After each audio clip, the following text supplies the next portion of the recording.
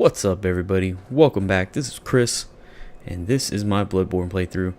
I am right here by this lamp after I killed the one reborn, and we are headed up into this building. I believe this area is called the Advent Plaza.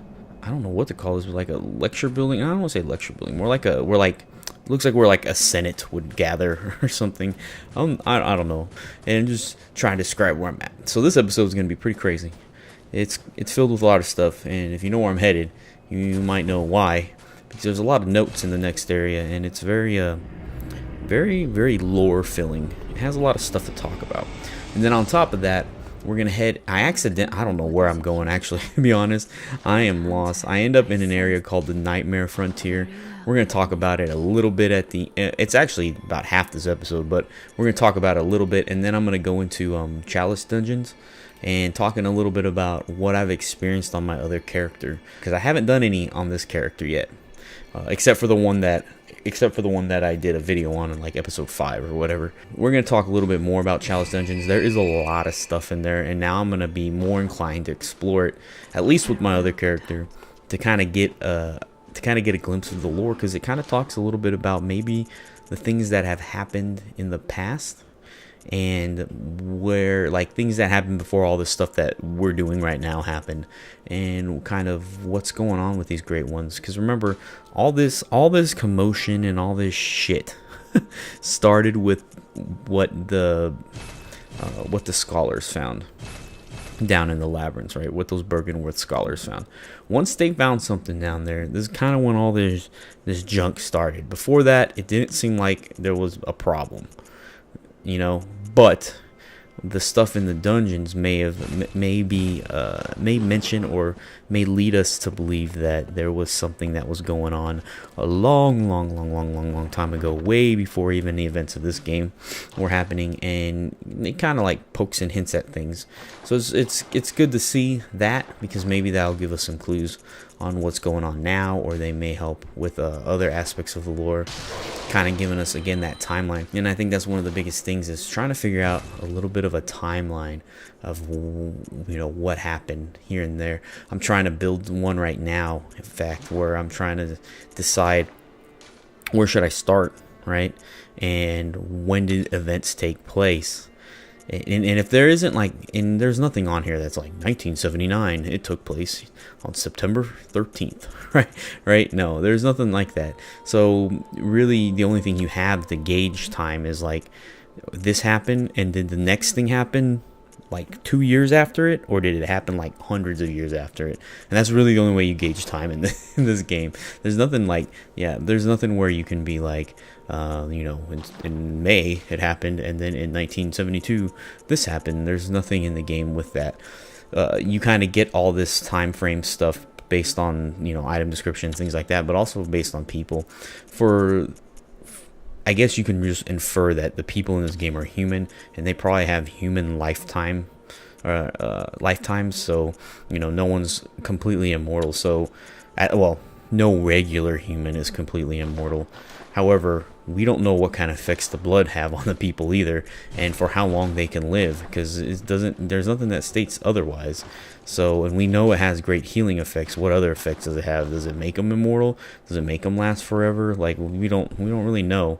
So that could also, that really, when you think of it like that, just be an inference. Like, anytime you infer that these guys only live to 86, the average life of a human being or whatever, that you know, you can't really say that, because the blood could have an effect. Now, there's nothing that says that the blood does, other than that it heals. However, it doesn't say there's nothing that says it doesn't either. So for all we know, it may kill him faster. Well, and you can actually kind of get away with that description too, because you remember the one with I told you about Henrik and his description on his armor, saying that the longer you live, the more likely you're going to turn into a beast. So it's better to die quicker. Who knows what's going on? People are turning into beasts, and the life expectancy might be shorter. So what I'm basically saying is that you can't use character lifetimes, I guess, like how old they are, Even though there's nothing that really gives you an age either in the game, but you can't really use it as a time reference. For all we know, Willem lived forever because he had a bunch of eyeballs in him and lining up on his brain, or Lawrence or Gurmon lived forever or for a long time because they had blood in them. It's, you know, that's just the way it could be. The way this game is, since it's a very fantasy kind of setting, a Lovecraftian setting, who knows that kind of thing can't exist. So it's hard to get a time frame on all this stuff, but you can kind of make one. You know, there are certain things that do state facts in this game, so you know, like certain cities may have existed before or after, or certain places may have existed before and after, or like what it all happened. And I guess really, to me, like the middle point, since I started looking into the Chalice dungeons, to me, like the middle point is Byrgenwerth scholars finding the stuff in the tomb. Then you kind of work your way outward from that. Boom, boom, boom.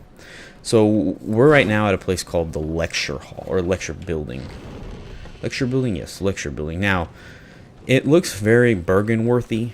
Like there's those tubs of eyeballs. You see those fetus cages again. You see all that stuff. So it never tells you it's Byrgenwerth, but I think they want you to maybe infer that it is, because for all we know, we just went into that guy's head, and that guy's head is directly related into a place of Yargul, the Unseen Village, which we also know as the School of Mensis. So this could be the lecture building to the School of Mensis, and they were doing a lot of things like the Byrgenwerth scholars were doing. Remember, they could be trying to figure that out and using the notes and stuff from there. You do get a key a little bit later that maybe infers that this might be a School of Mensis building and not anything to do with Byrgenwerth at all, because we were at Byrgenwerth College, and unless this was like a separate building off to the side that just disappeared, we don't know. So this first note right here says, Master Willem was right, evolution without courage will be the ruin of our race. In a minute, you're going to see that I think most of these notes are notes from students, right? And they kind of look at everything in past tense. So this is kind of and then you get a key again, like I said later, that kind of reveals everything as history. This next one says, hunt the great ones, hunt the great ones. And then we're going to talk. So Master Willem was right. Evolution without courage will be the ruin of our race. It just seems like whatever they were studying here, they were studying what Willem was trying to do, and that he was correct about something. And it really seems like that if you're not ready for the evolution or the change or the knowledge, then it's just going to bring ruin. You know, without having the ability of going through it without fear, is what's going to cause ruin. If you have fear while you're doing it, or if you don't have anything while you're doing it, then you're not going to succeed. And they're saying that Willem was right. This next note is very crazy because it kind of just like throws something right at you. It says the nameless moon present beckoned by Lawrence and his associates. Pale blood. That's such a... It gives you a lot, you know. It actually tells you straight up who beckoned the moon presence, who straight up called it. And that's kind of cool because it gives that away to you. It says that Lawrence is the one that did it. Again, like I said, if these are history notes or notes on stuff, right, maybe how to do experiments and things like that. This one says 3 third chords. You know, it sounds like a recipe, except with one ingredient, and that's you need 3 third chords. And we've already found in this game, we found the one with Iosefka, and we found the one in the old abandoned workshop. So we found 2 of them. So there's at least 3, and we found 2, and we need to find another one. What it does, I don't know. It doesn't mean we need to use it, because it is an item you can use in this game. Is it going to give us some kind of effect? Is it what calls upon? You find that note in the same room you find where it says Lawrence beckoned the moon presence. So is that something related to the moon presence? Right? That's really all you can think. That's all I can think about it being. I can't really say anything else, like, because I don't know. But I might have to take those or use them, because, like I said, they are items in your inventory that you can use. Now, yeah, so these guys are all studying the history, right? What happened in the past. So, again, like I was talking about earlier, there's a time frame going on. Like, where are they at? Are they part of the city of Yharnam? Well, I guess they could technically be part of the Unseen Village, maybe back in the day before it looked like it got wrecked. Remember, you saw all those statues of those old people outside. Well, not old people, just people outside that looked like they were running away from something. Is this building part of a time when those people existed in that village before the monster people took over? It's hard. I'm gonna really this episode is gonna be me asking a lot of questions to myself or to y'all, and you guys can answer it. But it really, this building brings up like 1,000 questions and then like no answers, except it gives that one good one where it says Lawrence Beckon the Moon Presence. We don't know who the Moon Presence is, but we do know that Moon is there. And I said, and I think in the last episode, that it just feels like it's staring at you. So is it a great one? They never mention. Why would it not mention the Moon Presence being a great one if it's not a great one? So is it something else, or is it a great one, or is it like the best of the great ones? Something I started to think about and kind of subject, and don't really have too much to go off of, but the steps kind of make sense in my mind. Is Lawrence was calling the Moon Presence. If it takes 3 third chords, it takes these umbilical cords, right? That means you have to kill great ones to get them. So that also explains the note, hunt the great ones, hunt the great ones. So you have to kill great ones to get these cords to be able to call upon the moon. Let's just say it like in the basics of terms, right? Let's not go like, trying to figure out how they do these rituals and all that. The basics of terms. To call upon the moon, you need 3 umbilical cords. Obviously they're whatever third of an umbilical cord, but we'll just say 3 umbilical cords just to simplify. So to call upon the moon, you need 3 umbilical cords, right? These 3 umbilical cords have to come from infant great ones. So in other words, you got to hunt the great ones to get them.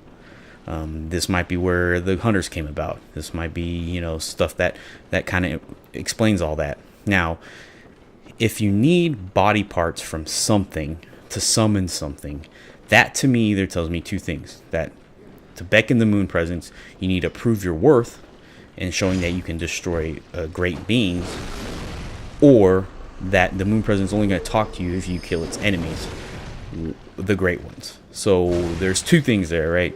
It's either that you need to prove your worth, but either way to me, if you look at it, it's showing that the Moon Presence is separate from acknowledging the great ones as anything great, or something above it. It doesn't. To me, it doesn't seem to. It seems to imply that either the great ones are the enemies of the moon, or the moon doesn't really give a shit about the great ones, but that they're strong foes, and you're able to prove to the moon that you can kill strong foes. So the moon is something stronger than the great ones, right? It's just a way of thinking to me that I kind of just infer that. Is that true? I don't know yet. But right now, to me, if you're hunting great ones, then if the moon cared about them at all, or if the moon was, or the great ones were its brethren, or if the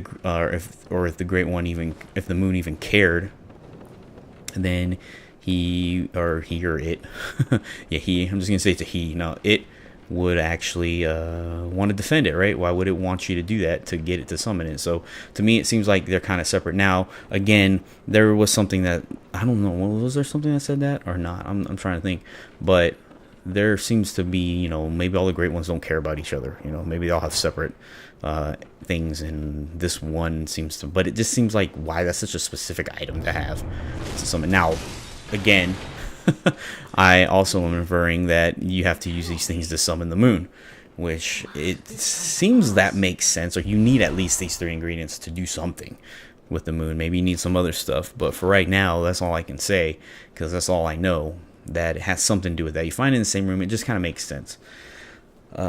Right here is a spider dude, and he just sounds a lot like the guys from the buildings when he gives you the tonsil stone. And when I meet him here, he seems like he's scared of me, and it says beg for life is the emote you get. So apparently I did something he wasn't expecting. And now he's scared of me. So I don't know if something backward happened in my game, or if I just surprised him by being here, or is it because I found him and he's surprised that I found him and who he was. I don't know. But he seems like he's a little thrown off by me being alive. And basically he doesn't say too much that's like too crazy. I do end up killing him right here, and he drops a great one wisdom, so I don't know if that's just showing that he's a buddy. He's a buddy of a great one, or if he is a great one. I don't think he's a great one. But but is he like friends with one? And he says that his god, and he talks about all this stuff about his god and all this stuff. So maybe he is really close to one, a kin, or what do they call, a familiar to one of them. I've yet to know exactly who that is. I feel like I may have done this backwards, because just the way he acted when he saw me, I was like, you have no reason to be scared of me. I haven't done anything. Well, I did. Oh, okay, I'll take that back. I did hit him, like right off the bat, but he scared me. I thought he was an enemy. So it's just something, just a weird dude. Like I said, he just seemed like the guy who gave me the tonsil. So maybe maybe I need to look up what exactly the tonsil stone did and see what happens, and figure out exactly what did I miss, or did I just do something out of order. And then he calls me lamb to his god. So apparently he's really respectful to some. I'm gonna guess God is synonymous with great one, at least in this game. So he's talking about that I'm something like akin to it. I'm like a little ant compared to his god. Which you what was, I'm trying to remember that movie where he's like, he compares, I don't even remember. I don't know what I'm talking about. I'm getting off topic is what I'm doing. So yeah. The moon just seems like either the great ones are its enemies, or it's lesser than it, and it doesn't really care for it, but it needs these things. Now, why Lawrence wants to summon the moon presence is beyond me. Like, I have no idea what his reasoning behind that is, why he wanted to do that, what his purpose behind that was. I have no idea. All we've seen of Lawrence so far is his head in the healing church, or at least what I think is his head in the healing church, and a cutscene where he basically breaks away from Bergenworth. And that's all we really have. And that he says he won't forget the old adage, and Willem's like, you better not. And that's it. And it doesn't even seem like Willem's trying to stop him in the cutscene. By the time the cutscene happens, though, we notice that Willem is super old already. He's got his eyes covered, and if you look really closely in the background around him, he has those vials of eyeballs that you kind of see around this place. You see him around him in the cutscene. So you know that Willem is, I don't know, maybe he's already figured out what he wants to do. Maybe he's already figured out that he wants the cord. Not 100% sure exactly, again, the time of that cutscene, but it is for sure that Willem probably already knows about the eyeball stuff, and he wants to line it. And then he may have already done it by that time, because at the beginning of the cutscene, it seems like he's very intelligent in the fact that he knows kind of what's going on without being told. Remember, he says, I already know that he already tells Lawrence, I know that you're already gonna betray me, right? And Lawrence is like, I'm not gonna betray you, Then their old adage is, again, fear the old blood. So who knows? Maybe Lawrence is on. Maybe Lawrence wants to call the moon because the moon is the old blood, and he wants to slaughter it, and that's kind of his mission. But to do that, he needs to summon it, and to summon it, he needs the great ones. So maybe that's his whole mission behind it all, and that kind of starts everything down the path that it's supposed to go.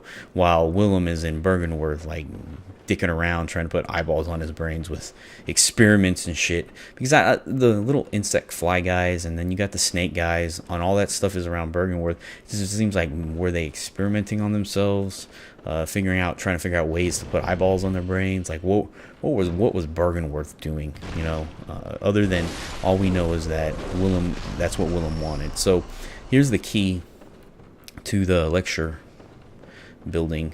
And like I said, it at the bottom, in the middle, it talks about how this is a place that's adrift in a nightmare. But it used to be a place of history and archaeology. Perhaps it still is, because in the next room, the room that you actually use as key to get into, which we saw from the second floor, is the room with all the guys that are just like waiting. Seems like they're still waiting for the professor. So we know that's what this place is. We know it's a lecture place. It doesn't seem like it's of, I really don't think it's of Bergenworth, because it has the same stuff that was in Bergenworth, but it doesn't have the same look to me as Bergenworth. I don't think the doors and stuff look the same, and the architecture is a little bit different. I might be wrong because I don't exactly remember 100% what the college looked like, but it could be the exact place. Now if you go through this door, this is where I got confused, because I went through this door, I didn't even get to explore the rest of the college. You go through this door and then you're in this place called the Nightmare Frontier, and I was like, what? what the hell? What are you doing, game? Thankfully there's a lamp right there, so if you like, I try to run back to see if I can go back through, but it just teleports you here. So kind of like how the Hunter's Dream is its own like central hub, it looks like this college is a hub to this area, and who knows where else. I didn't get to explore the rest of it. I could have went back to the Hunter's Dream though, and I could have went there. Now if you look in the background, like if you go back a little bit from where I was, and I was kind of looking at that thing, if you look in the background, you see what looks like to me like tops of buildings. But I could be wrong, and I need to definitely go back and double check that, because I didn't notice until I was rewatching my video to see what I wanted to talk about. And then I noticed the top of these buildings, and I was like, I didn't even notice that when I first looked at it. And I was like, man, what if it's like the top of Yharnam? Like, so we're above Yharnam right now, and we're looking down. Now there's a couple things that are kind of interesting if you think of it like that, but I could be wrong, right? I mean, 100% wrong right now. Those could not have been buildings. Maybe they were just crosses in the background or whatnot, but that would explain the note, like the Cosmos and the Skyr one. It explains the name of this place because we're on the Nightmare Frontier. So at first I was like, is this the frontier to a nightmare, or is this the frontier to the dream world? It could be a frontier to many things. Right? It could be a frontier to dream world. It could be a frontier to the real world. Maybe that's the real world below us, and this is the frontier to it. It could be a frontier to the cosmos. I mean, there's a lot of things. And frontier, all it just means boundary, right? So it's the nightmare boundary, but the boundary to what? That means there's something on the other side. And that's just something right now I'm inferring. And in that background, it kind of showed it looked like a city, but I'm not, again, not 100% sure if that's what I was actually looking at, because I didn't really look at it. Next episode, I'll definitely have to stop by and check it out, just to double check to see what it looks like, because it also looked like they could have been like crosses or something in the background. Who knows? Now these enemies right here are they look like smaller versions of kind of like smaller versions of Dark Beast Parl, and which kind of makes me wonder, are these the true Dark Beasts? Because they do use an electrical attack. They seem like they're more natural in their natural environment, like they're supposed to be part of this place. The other two Dark Beasts were very man-made looking, like they were kind of pumped full of maybe Dark Beast blood, or pumped full of the wrong kind of blood, and that kind of made them the way they were. Just or you can make the connection that to become a Dark Beast, you have to be somewhat of an evil person. So, most people turn into beasts, and most of them are either good-natured or they're regular-natured. Who knows? They have their good and bad days. But to become a Dark Beast, when you have this beast of the blood inside of you, is you need to be evil in some way. Like, you just have to be a super dark person, kind of like the guy who was eating the people. And then Dark Beast Parl, you really don't know who he was or what he was. I don't think he could be Archibald, but he did have a spark badge, so I mean, you could always make that connection if you wanted to. But it always seemed like Archibald was not that kind of guy. Like, he wasn't evil, but then again, you find all this shit in Unseen Village, so maybe he was more evil than you thought, and maybe that was him. I don't know. You find all his stuff in the Unseen Village, which is just weird to me that you just find his stuff there. You don't find it anywhere else. You just find it there. And then the only thing that's a little bit outside of that village is the spark badge, which you find on Parl. So just a little weird. There's a little weird stuff there. Just some talk about. Now the hunters I just fought is also very awkward, because all the hunters you fought up to this point are super hard to kill. Like, well, the biggest thing about them, it's not that they're necessarily super hard, but they just have a ton of life. And then the two you fight just now have like a quarter of what you used to fight down in Yharnam. So are they weaker because they're in the nightmare? Is that what they're trying to show you? Are these hunters, have they been here forever and there's like deteriorating in their power or their abilities? It's just very strange that they just got like slaughtered by me. And again, it seems like I'm a little bit above level in this area. So maybe if I was the correct level when I was here, they would have been a little bit tougher. But they even if so, I think they still would have had a lot more HP than what they did. So it was very awkward that I just like slaughtered them. I was very surprised because I saw one coming. I was like, oh god, here comes a long battle. And then I hit him, and I was like, well, there goes there goes a quarter of his health. And I was like, wow. So here comes my first death. I think I haven't died yet. And let's just watch this.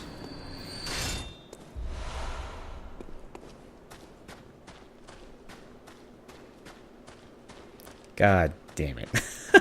I flipped my shit. I was like, where did this fucker... So that's why I look up I look up and I'm like, oh my...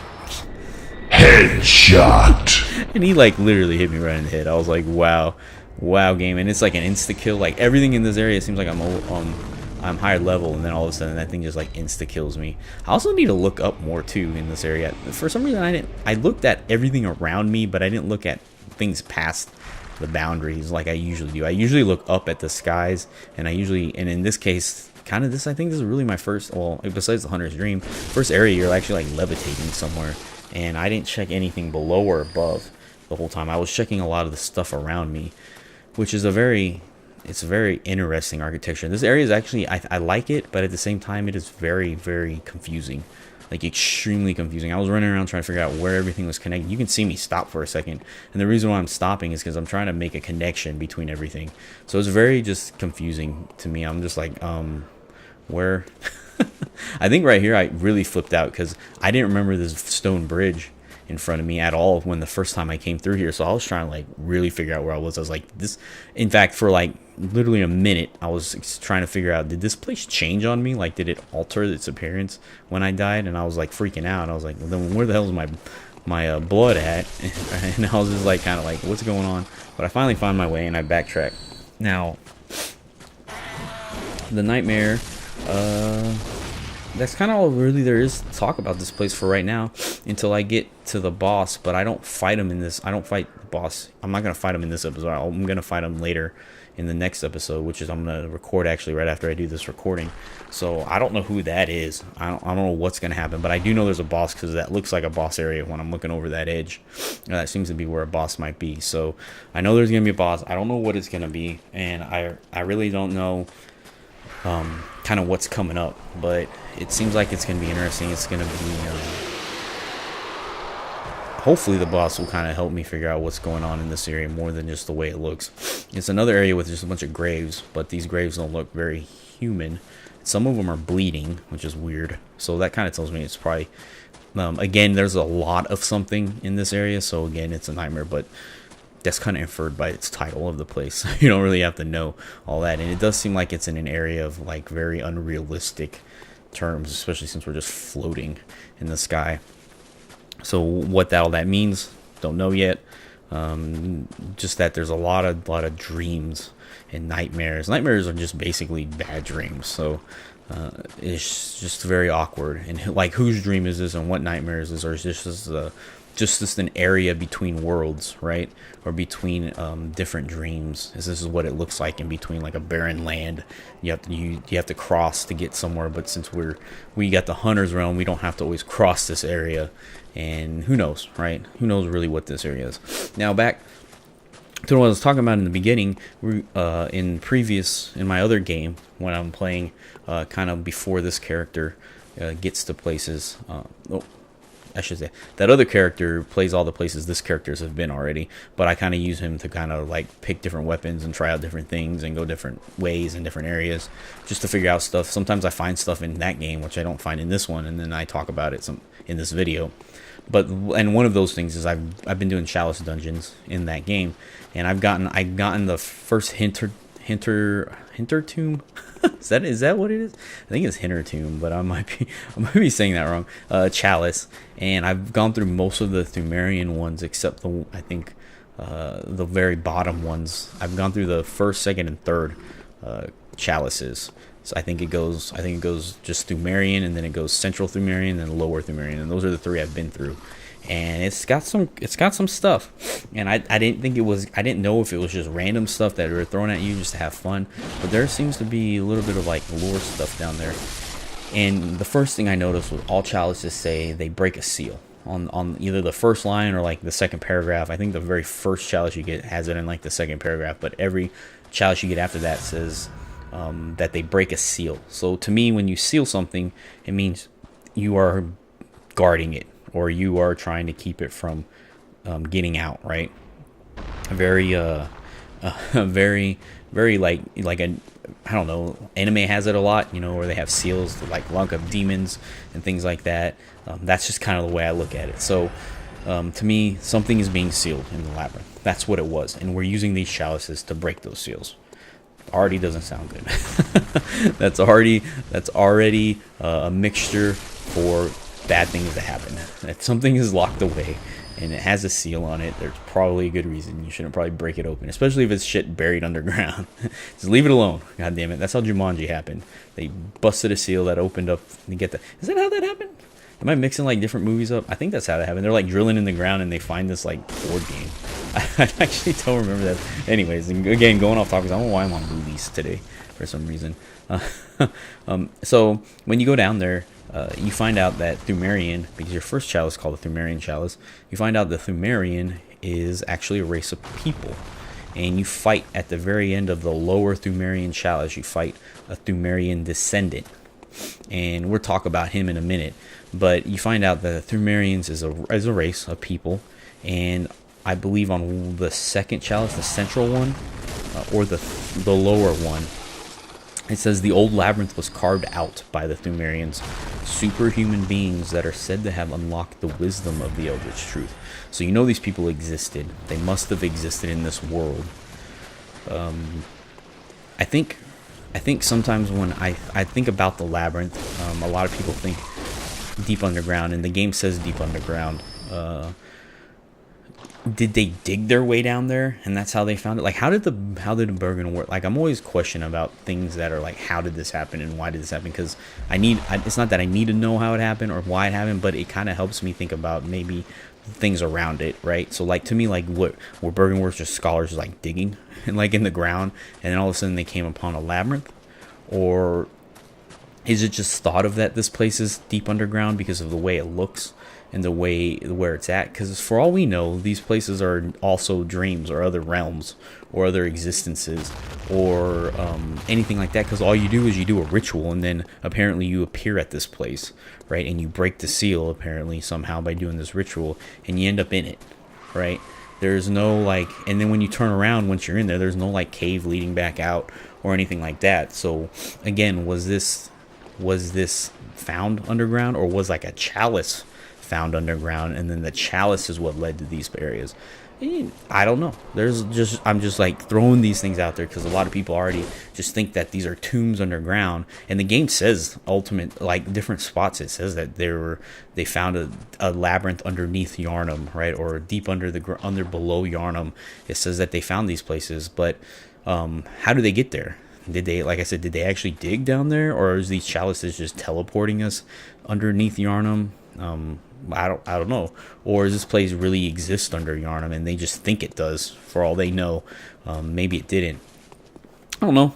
I'm just kind of questioning things the game is throwing at me, because it just seems very weird. You do these rituals and then you appear in this labyrinth that they think is, I guess, all connected. I think the Hinter tomb, for some reason I think that's the name of it. I'm not 100% sure if it is a hint or something. It's the one, and it leads to, it's kind of like the second chalices you get. So you get like Thumerian, then you get the Hinter ones, and then you get Loron, I think, and then you get Eyes. And you can see all those when you go to the tombstone. You can see them at the top. You can select which ones you want to use. And at the beginning of the game, you don't have any of them except for you don't have any of them. But then when you beat Bloodstarved Beast, you get the Thumerian Chalice, which kind of starts you down the road of all these different places.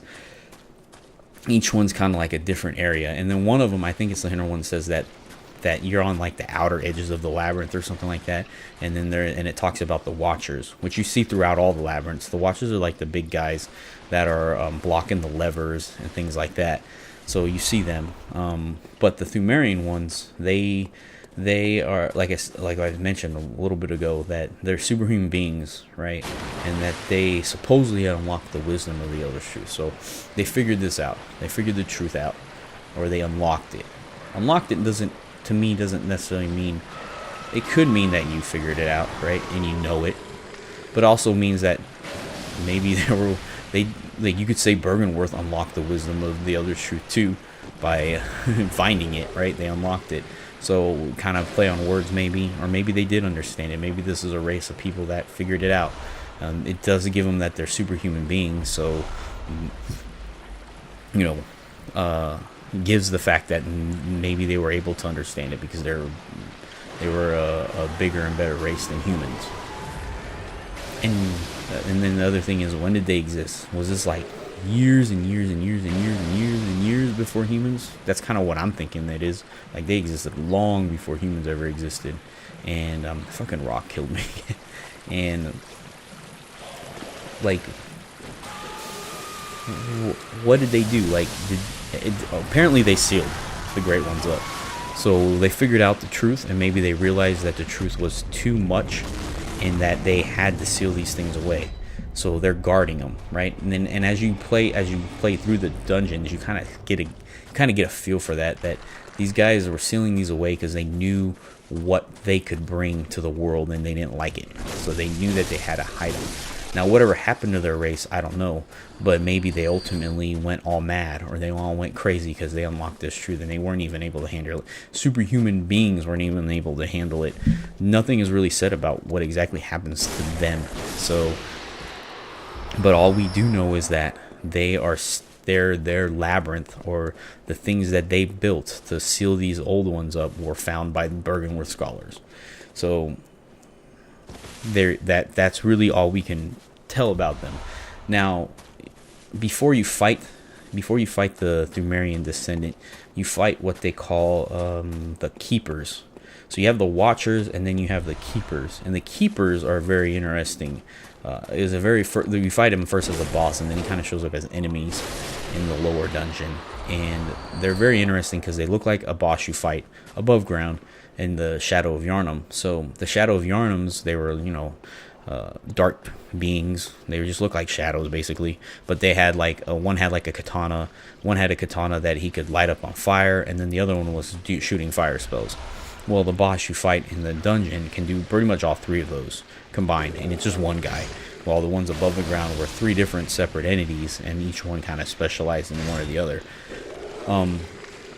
It's just very weird, because who are they, right? The oldest Keepers, when you look at their faces, they have like 6 or 8 eyes or something like that on their masks. You fight them before you fight the Thumerian descendant. They, like I said, they remind me of the Shadow of Yharnam boss that you fight before Bergenworth. So the Keepers, they use the fire and the katana. They have the same really moveset and everything that the Shadow of Yharnam does, with little minor separation. But are they the same thing? Are they Shadows of Yharnam? Right? So the Shadows of Yharnam you fight above ground, are they the same things as the Keepers? And if that's the case, why are they the ones above ground called Shadow of Yharnam? It's really weird, because I'm gonna make a big like suggestion, but saying, did it exist a long time ago? Was that the city of the Thumerians? It was also Yharnam, and why did humans build on top of that and call it Yharnam again? Like, why would you do that? Maybe to be closer to what they found in the dungeons, to be a lot more like them, because they wanted the superhuman power. So why not be like those people that existed before you and create a city called Yharnam? That's exactly the same, because to me, the Keepers could also be called Shadows of Yharnam, or they were called Shadows of Yharnam, and Shadow kind of mean like the past of Yharnam, right? And if these things existed so long ago, and they're guarding this they're guarding this area down below in the tombs, then the other thing to assume is, are they Thumerians? Are they the actual Thumerians? Because to me, the boss that you fight at the end is called the Thumerian Descendant. It's not a Thumerian. So are these guys the Thumerians, right? Like I said, they look different. They had like 8 eyes. They were like, they're skinny build, I guess, and taller. Kind of looks like. They used katanas, which is a weapon that that I haven't gotten yet. I don't know if you're able to. I'm pretty sure you probably sooner or later are able to get one, because I don't think Dark Souls game would come without a katana. But and they just kind of have the same set, so it kind of just makes me think. It puts me down that path, but I have nothing to make that connection other than visual connections of what they look like and who they were, and just saying that Yharnam must be, from so long. These things must be from so long ago. Now, they are the keepers, right? So, what are they keeping? They're keepers of the Great Ones, I guess you can say. Keepers and guarding the Great Ones are different kind of to me, right? At first, I was saying that these Thumerians, if the keepers are the Thumerians, then they're not necessarily keeping. Well, you could say, I guess, they're keeping the Great Ones away, right, from the rest of the world, and that's why they're their keepers. They're like their babysitters almost, so that no one messes with them. So that nothing can get out of where it's at, because they're sealing these things away. So I guess you could say that now, and that's kind of what brings me up to what happened in Bergenworth. Is these keepers that were right before you fought Rom, and Rom was apparently a great one. So was it also trying to keep you away from Rom? And then that made me think of something really crazy, which I don't think is true or anything, but I just like just saying my thoughts, right? And what made me think, I was like, what if like Yharnam and everything was a labyrinth in itself? Like it was becoming so old, and like things were dying so much that it was becoming a labyrinth in itself, and these keepers were coming up there to keep these Great Ones that the human race was creating, or that already created, and kind of shit went down the drain, and now they're up there, they're keeping these also, right? We'll see if we see them again. If we ever fight another Great One, will they exist? Right? Who knows? It'd be interesting. But I don't think I'm ever gonna go down that thought path and say that Yharnam and stuff is part of the labyrinth. But it's just funny to think about, different alternatives and things like that. Because I like, even though I want to come up with one solid explanation for everything, I love coming up with like the alternatives to everything too. Like what could you explain it in a different way, or could you explain it in such a shocking way that no one's thought of it this way yet before? It's sometimes fun to just think about that. But usually I like to just think first, like, what would be the basic, most plain way of explaining everything. So, but yeah, it'd be crazy to be like, oh yeah, basically all of Yharnam and everything is just is part of the labyrinth. But probably not true. Probably not true at all. So when you beat the keeper, you get something called the bone ash armor. Well, you don't get it. What ends up happening is you can go back to the guys above the secret shop, where you have to have 10 insight to use. You can go up there and you can buy it, and each piece other than the chest piece is 2, and I think the chest piece is 6. And what it basically says is it's an armor made of bone ash worn by the oldest keepers. The keepers, which is kind of weird that they call them the oldest keepers. Are there new ones? Why would you have to discern that to us? But anyways, the keepers who mined the slumbering Great Ones gained eternal life, preserved in ashen form in a ceremony of flame that cremated body and soul. And then the glove, boots, and chest piece say, now their frail armor is white and sinewy, a window into an arcane lost art. So apparently they were able to burn their bodies and by doing so, giving themselves eternal life. To who mine the slumbering Great Ones. So these Great Ones are sleeping underneath in the labyrinth, and they are kind of just watching over them. Kind of like I said, they're kind of like their babysitters. That's really what keepers are. They're babysitters, and they're watching over these Great Ones, and they gain eternal life to do so by burning their bodies in a ceremonial flame. That might be why they use fire as their main ingredient for an attack. The hat says the long pointed hat is a symbol of the old keepers and is considered evidence of their companionship forged in a certain sin. The long pointed hat is a symbol of the old keepers and is considered evidence of their companionship, forged in a certain sin. Companionship to what? Are they friends of the Great Ones? Is that what they're... Are they babysitting them as their friends? Like, what does that mean? Like, evidence of their companionship, forged in a certain sin. So, a sin is a bad thing, right? Companionship is friendship, in other words. They could only be really, to me, really right now be talking about the Great Ones, because that's what all the other armor pieces talk about. So the Keepers are companions of the Great Ones, and basically the Keepers are their babysitters. So the Keepers, if they are Thumerian, and they were superhuman, and they unlocked the Eldritch Truth, that means they understand the Great Ones, right? Thus, they could be the Great Ones' babysitters, and maybe by understanding them, they locked them up and kept them away from the rest of the world. For what reasons or not, I don't know, right? But that's kind of that logical path I'm taking from the things that I've gotten from these what are they called? Item descriptions. I don't know what they're fucking called anymore. And it's just kind of weird. So are they above the Great Ones? Because they understood, because it says they unlocked the Eldritch Truth. They're superhuman being unlocked the Eldritch Truth. To me, that means they understood it. They figured it out. It could have caused them gone mad or not. I don't know. But this companionship was forged in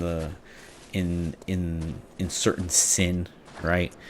Which is a bad thing. So they were like, maybe they were like, hey, Great Ones, what's up? What's up, guys? We're gonna be your babysitters because we understand it. We understand you. You want to be friends? But you got to go to sleep and we got to lock you away. Who knows what happened? I mean, you can't really come up with anything about exactly what happened in the past yet, right? Maybe with some DLC or something, they can throw us some history info and we can kind of figure out exactly what happened in the past. That might be what the DLC is about, is exactly the Thumerians and stuff like that. So, just something to think about. Things you find in, but what I'm really trying to get at with all this stuff is that there are things in the Chalice Dungeon. So if you haven't done any of them, if you haven't gone through them, there is definitely lore down there, and there's things to look at. And I think the biggest thing about the Thumerians is that they are the first chalice you get. They are kind of like the brink between the labyrinth and the real labyrinth. I guess I'm just gonna call it the real world right now, but the labyrinth and the real world, and they're kind of the ones sitting in between. Anything deeper than that. And as you go further and further down in Labyrinth, it seems to get, one, it's harder and harder, but it seems to get a little crazier and crazier too.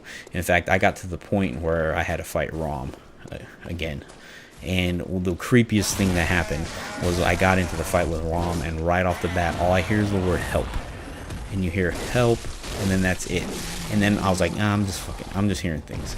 So I died against Rom, so I had to go back and fight him. And I think I fought him like 3 or 4 times. And every time I walked in that room, he goes, help.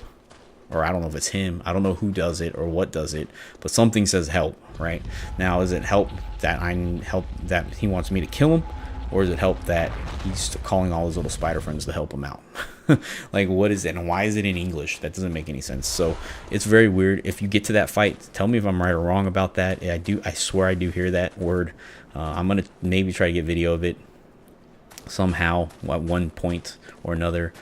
See, maybe I have it saved already on my PS4 with the clip thing that already records stuff for you. So it's very interesting. The tomb is very interesting.